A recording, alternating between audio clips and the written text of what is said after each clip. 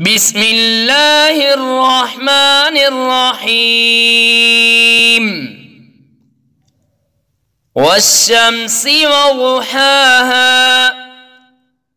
والقمر إذا تلاها والنهار إذا جلاها والليل إذا يغشاها والسماء وما بناها والأرض وما طحاها ونفس وما سواها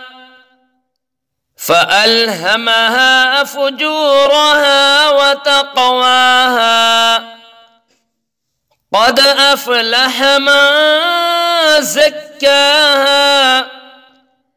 وقد خاب من دساها كذبت ثمود بطغواها إذ انبعث أشقاها